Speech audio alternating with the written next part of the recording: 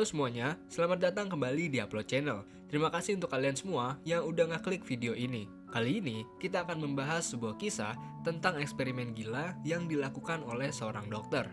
Di awal film, terlihat seorang pria berlumuran darah di sebuah laboratorium yang terlihat sedang kacau.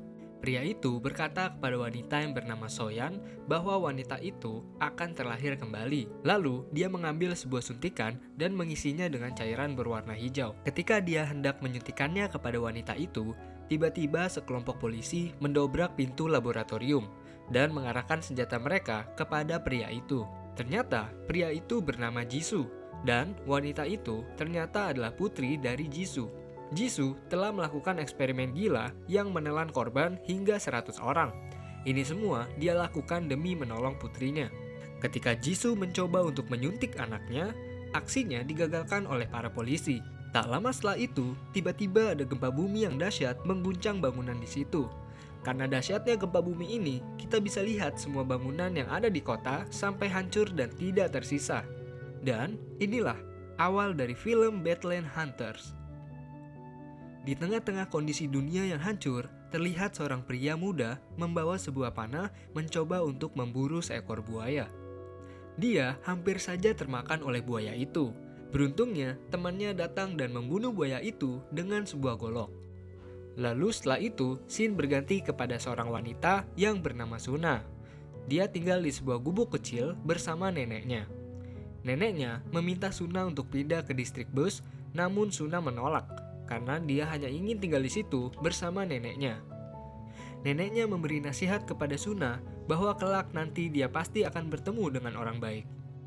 Di distrik bus, kita bisa lihat dua pria tadi sedang menjual potongan buaya yang telah mereka buru. Dengan sistem barter, mereka menukar daging itu dengan barang yang ditukar oleh orang-orang. Terlihat juga di sana ada Suna dan neneknya. Ternyata mereka mengenal dua pria itu. Mereka bernama Namsan dan Choi Jiwan. Di saat mereka sedang bersiap pulang, tiba-tiba ada sebuah mobil datang mendekat yang berisi sekelompok orang. Mereka mengaku berasal dari kepolisian Jamsil dan mereka sedang mencari buronan yang telah lari. Mereka pun memaksa ikut orang-orang yang diduga sebagai buronan tersebut. Sampai mereka melukai tangan seorang pria. Pria yang berbicara itu melihat Suna dan mulai menggodanya, lalu dia mendorong kepala Suna karena telah menghina dia. Jiwan yang tidak tahan melihat itu akhirnya menyerang pria itu dan mulai berkelahi dengan mereka.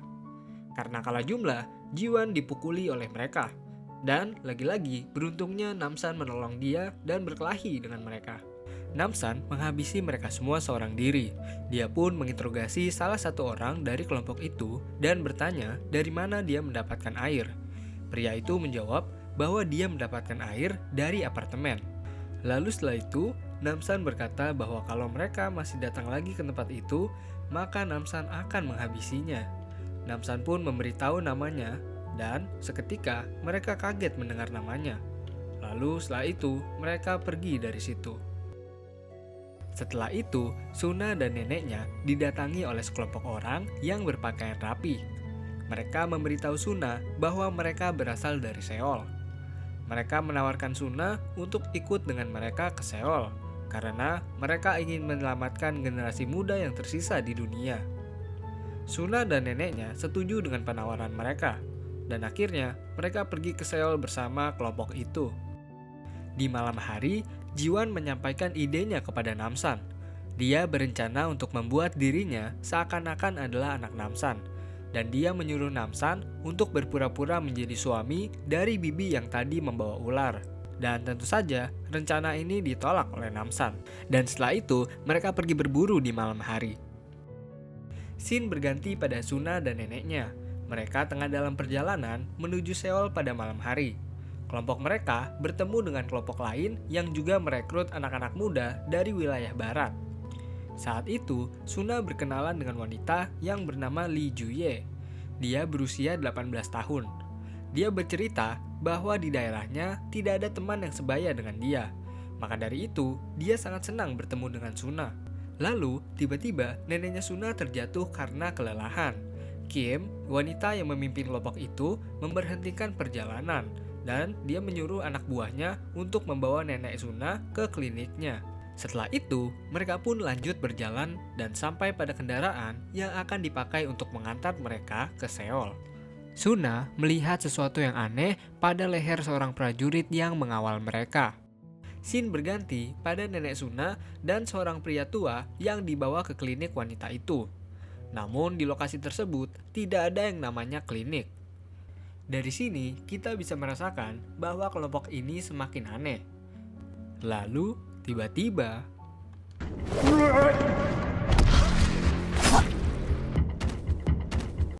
kedua pria itu langsung mendorong pria tua itu ke lubang dan menusuk nenek Suna.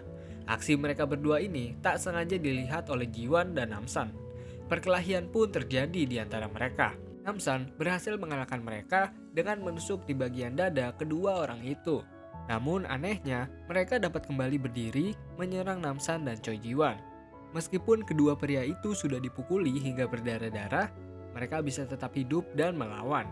Lalu tiba-tiba datanglah seorang wanita yang tak diketahui namanya membantu Namsan dan Choi Jiwan. Akhirnya, kedua pria itu mati setelah dipenggal kepalanya. Setelah itu, Choi Jiwan dan Namsan menguburkan nenek Suna yang sudah meninggal. Lalu, pada pagi hari, Namsan bicara dengan wanita itu. Ternyata namanya adalah Lee Eun-ho, dan dia adalah seorang sersan dalam pasukan khusus Angkatan Udara. Dia bercerita bahwa tim Angkatan Udara mereka berhasil selamat dalam gempa bumi yang dahsyat itu, dan mereka menemukan satu bangunan apartemen yang tidak hancur. Lee dan timnya membangun dan merawat kembali apartemen itu agar bisa digunakan oleh para korban gempa bumi. Namun, di suatu hari, tiba-tiba seseorang mendatangi mereka. Ternyata, dia adalah Dr. Jisoo. Ya, dia adalah pria yang melakukan eksperimen gila pada awal scene film ini. Karena Jisoo adalah seorang dokter, dia pun digunakan di apartemen itu. Lee yang mendapat keluhan dari beberapa orang tua yang mengaku bahwa anaknya tak kunjung kembali saat dibawa kepada Dr. Jisoo, akhirnya Lee menanyakan hal itu kepadanya. Dr. Jisoo mengatakan bahwa Lee harus mengetahui hal yang sebenarnya. Tiba-tiba, Sersan Kwon menembak salah satu dari prajurit mereka. Dan ajaibnya, meskipun sudah mati ditembak tepat di jantung, prajurit itu hidup kembali. Hal ini tentunya membuat Lee kaget. Dan dia tidak terima akan hal ini karena eksperimennya pasti mengorbankan banyak nyawa, termasuk nyawa dari anak-anak yang hilang itu. Dan akhirnya Lee pun kabur dari tempat itu karena ingin ditembak oleh Sersan Kwon. Lee menjelaskan kepada Namsan bahwa hasil eksperimen Jisoo itu menyebabkan manusia menjadi sulit mati. Kita kembali lagi bersama Suna. Pada siang hari, dia telah sampai pada sebuah apartemen. Ternyata tempat itu adalah tempat di mana Dr. Jisoo berada. Dan benar saja, Jisoo pun keluar dan memperkenalkan dirinya kepada mereka yang baru sampai. Jisoo juga memberikan sedikit pidato singkat kepada mereka tentang fenomena dunia yang sedang terjadi.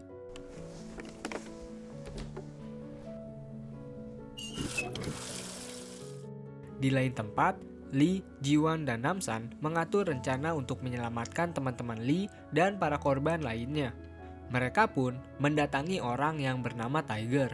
Di sana, Tiger dan kelompoknya sedang berkelahi dengan kelompok lain. Saat melihat Namsan, Tiger menantangnya, dan Namsan berhasil menghabisi Tiger beserta anak buahnya. Namsan menginterogasi mereka dengan bertanya di mana mereka dapat minum air itu. Hanya Tiger lah yang mengetahui dari mana air minum itu berasal. Tiger bercerita bahwa kelompok Jisoo telah memonopoli air dan mereka hanya mau menukar air dengan seorang anak muda.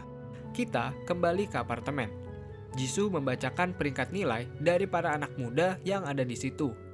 Anak muda yang memiliki nilai paling tinggi berhak untuk menempati kamar apartemen dengan kualitas terbaik. Setelah pengumuman itu, para prajurit memisahkan orang tua dan anak-anak mereka. Para orang tua disuruh bekerja di lantai paling bawah untuk mengelola air minum, sedangkan anak muda akan tinggal di lantai 8. Saat ini, Suna masih mengira bahwa neneknya masih hidup karena kematian neneknya itu dirahasiakan oleh mereka. Scene berganti ketika Suna masuk ke sebuah kelas. Terlihat di sana juga ada beberapa anak muda yang diajar mengenai visi dan misi Dr. Jisoo. Terlihat mereka semua kaku, tidak ada ekspresi layaknya sebuah robot. Suna menyadari bahwa ada hal aneh di sini dan dia berkata kepada gurunya yang bernama Kim, kenapa mereka harus terus memuja-muja Dr. Jisoo padahal dia saja tidak memberi minum kepada orang-orang di luar sana. Lalu Kim menjawab bahwa di luar sana penuh dengan orang-orang jahat dan itulah kenapa butuh kualifikasi khusus untuk membantu mereka. Setelah itu, datanglah Jisoo ke dalam kelas untuk membagikan makanan dan minuman serta memberikan pidato singkat lagi. Suna pun bertanya kepada Jisoo, apakah neneknya sudah sampai? Jisoo dan Kim berbohong dengan mengatakan bahwa neneknya sudah sampai dan sedang dirawat karena sakitnya makin parah. Saat pergantian shift, orang tua Juye meminta untuk bertemu dengan anaknya. Namun prajurit itu menolak untuk mempertemukan mereka dengan anaknya itu. Kebetulan, Jisoo datang ke bawah dan mereka meminta Jisoo untuk membawa mereka bertemu dengan anaknya. Jisoo pun membawa mereka ke laboratoriumnya. Pada saat itu, Suna menyelinap masuk ke dalam laboratorium Jisoo. Di sana dia menemukan catatan penelitian Jisoo dan juga dia melihat Juye yang sedang berbaring di atas kasur. Tiba-tiba, Jisoo dan orang tua Juye masuk ke dalam laboratorium dan mereka melihat Juye yang sedang tidak berdaya. Jisoo juga memperlihatkan anaknya yang kalau kalian ingat di awal film tubuh anaknya masih utuh. Namun sekarang tubuhnya hanya tinggal setengah badan saja. Mereka pun tidak terima anaknya diperlakukan seperti ini. Dan tiba-tiba karena tersenggol oleh ayahnya, Juye pun seketika kejang-kejang dan meninggal dunia. Lalu, karena kesal objek penelitiannya meninggal, Dr. Jisoo langsung menusuk leher ayah Juye dan ibu Juye pun ikut dibunuhnya. Suna yang dari tadi bersembunyi di belakang rak akhirnya ketahuan oleh Dr. Jisoo dan dia dijadikan sebagai objek penelitian selanjutnya. Scene berganti kepada kelompok Namsan yang mencoba untuk masuk ke dalam area apartemen menggunakan sebuah truk. Mereka berpura-pura ingin menukar air dengan beberapa anak muda yang telah ditutup kepalanya. Tapi para prajurit itu tidak percaya begitu saja. Ketika ingin ketahuan, tiba-tiba Namsan menyerang mereka dan menerobos masuk hingga ke dalam gedung menggunakan truk yang dia kendarai. Dan saat itu, terjadilah tembak-menembak di dalam gedung. Mereka pergi ke bawah tanah dan mencoba untuk menyelamatkan rekan-rekan dari Sersan Lee. Sungguh mengejutkan, ternyata teman-teman dari Sersan Lee semua telah menjadi seperti zombie. Namsan, Jiwon, dan Lee akhirnya menghabisi mereka semua. Kelompok Namsan melanjutkan penyerangan mereka ke lantai atas. Di sana, Namsan menyuruh Lee dan Jiwon untuk berpisah dengannya. Dan dia menyuruh mereka lebih dulu menuju lantai atas untuk mencari Suna. Dan kini, Namsan pun seorang diri menghabisi anak buah Dr. Jisoo. Di lantai 8, kita bisa lihat Lee bertemu dengan Sersan Kwon. Terjadilah pertarungan yang sengit di antara dua Sersan itu. Namun, sayang sekali, pertarungan dimenangkan oleh Sersan Kwon karena kekuatan yang dia dapat dari suntikan Dr. Jisoo. Saat itu, Jiwon sedang mencari Suna dan dia masuk ke dalam kelas di mana ada beberapa anak remaja dan guru Kim. Jiwon akhirnya menyandera Kim dan memaksanya untuk membawa dia kepada Suna. Setelah itu, akhirnya Namsan menyusul mereka sampai ke lantai 8. Namsan bertemu dengan Sersan Kwon dan mulai bertarung dengannya. Di laboratorium, terlihat Jisoo masih mencoba untuk melakukan eksperimennya kepada Suna. Namun, karena Suna tidak minum air yang diberikan oleh Jisoo di kelas, maka hal itu menyebabkan kegagalan pada eksperimen Dr. Jisoo. Akhirnya, Jiwon sampai pada laboratorium Dr. Jisoo. Terlihat, Jisoo ingin menyayat leher Suna. Lalu tiba-tiba, kepala Jiwon dipukul oleh anak buah Dr. Jisoo yang menyebabkan dia terjatuh. Kita kembali kepada Namsan yang sedang bertarung dengan Sersan Kwon. Dan pertarungan itu dimenangkan oleh Namsan. Setelah bertarung, Namsan menyusul Jiwon ke laboratorium. Di saat yang tepat, dia menghadang Dr. Jisoo dan anak buahnya yang ingin kabur. Kim yang terkena tembakan meminta pertolongan kepada Dr. Jisoo. Tapi karena Dr. Jisoo melihat dia sudah sangat sekarat, maka Dr. Jisoo dengan kejamnya melempar sebuah bom granat tepat ke samping Kim yang menyebabkan satu ruangan itu meledak. Beruntungnya, Namsan, Jiwon, dan Suna masih bisa selamat. Setelah itu, Dr. Jisoo terlihat ingin melarikan diri. Namun sayang sekali usahanya gagal karena dia dipukuli oleh para orang tua yang merasa kesal kepadanya. Dr. Jisoo dengan penuh amarah menggunakan senapan yang ada di lantai.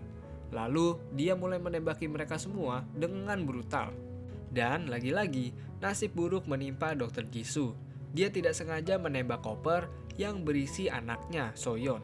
Karena tembakannya itu, Soyeon pun terlihat berdarah dan seketika dia meninggal di tempat. Namsan yang sudah muak dengan semua ini akhirnya menembak Dr. Jisoo dan dia memberikan tembakan terakhir tepat di kepalanya yang menyebabkan Dr. Jisoo tewas. Saat itu terlihat awan di langit menghitam dan turunlah hujan yang deras. Hal ini tentunya membuat orang-orang senang karena mereka sudah lama tidak melihat hujan. Dan setelah itu scene berganti saat Namsan, Jiwan, dan Suna sedang menjual daging babi putih di distrik bus. Sepertinya Suna akhirnya tinggal bersama mereka. Dan film pun berakhir. Itulah alur cerita dari Badland Hunters. Gimana menurut kalian? Apakah film ini seru? Dan pelajaran apa yang kalian dapat dari film ini? Kasih pendapat kalian di kolom komentar. Dan jangan lupa subscribe agar mendapatkan update untuk film-film berikutnya. Sampai bertemu di film berikutnya. Ciao ciao.